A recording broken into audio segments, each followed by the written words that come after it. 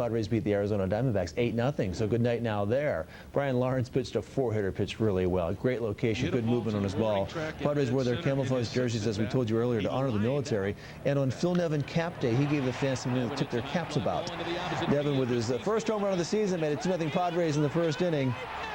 So the D-backs really got sloppy in the third inning. They had a pass ball at 3 errors. There's the pass ball. Here's one of the errors. As 1 run scored, another run scored. Rod Barajas, the catcher, had all kinds of trouble in that play. So it was 5-1 Padres just like that. Well, 5-0 at this point. D'Angelo Jimenez made it 8-0 with a 2-run homer in the 6th inning. So Lawrence was doing the rest. D-backs did not mount much of a threat. Ryan Klesko had to go back on this ball to the fence to retire Mark Grace in the 7th inning. So after a crummy 1-5 road trip, Padres make themselves at home with an 8-0 win this afternoon at the ballpark. We swung the bat good all last week, you know, especially in San Francisco. We had a lot of balls right at people, and today they fell in for us. I mean, couldn't have gone better. I mean, we had a great crowd, a great pitching effort, and timely hitting. And you know, last year we had our problems with big crowds. We played better on the road, but it's nice to get a win in our opener and play the kind of ball we did today. For the first time in 20 years, number 19's locker is cleared out, but not yet reassigned.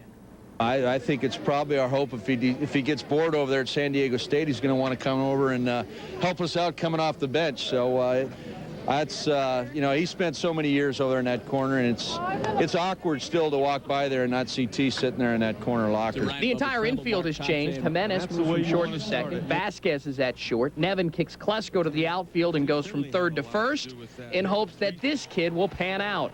Something that comes with baseball, playing in the major leagues at a young age and coming up and, you know, having all these expectations, but you just got to play your game and, you know, just play hard. He's somebody we think has a chance to be a real star, and, you know, I mean, you know, had to have 2 hits off Kurt Schilling, you know, in his major league debut is pretty incredible. The schedule gets a bit of a change. Say goodbye to the Angels and the A's in interleague play and welcome in the Red Sox and the Yankees. 2 clubs with a lot of tradition. Of course, Boston will even be a little bit better. He's got Lucchino on the other side now, so we're going to want to beat them. And there's changes in both broadcast booths. Teddy gets a chance to enjoy his pregame meal a little bit longer as Glenn Geffner, the team's director of public relations, joins the radio crew. Kind of like Sean Burrows, will try to blend in a little bit and let Ted and Jerry do what they do so well and just try to complement that. And in the TV booth, Matt Vasgersian brings his unique style to a new market. It's a style that's worked everywhere he's been. Trust me, this journalist knows firsthand. I think it's important to establish your credibility, first of all. The fact that, you know, you are a baseball guy. I was in Milwaukee for 5 years. I worked in baseball for 11 years and spent my time in the minors, riding the buses, you know, sitting on Steve Quiss's lap, filling out his scorecard, doing stuff like that. At the Q on opening day, Steve Quiss, KUSI Sports.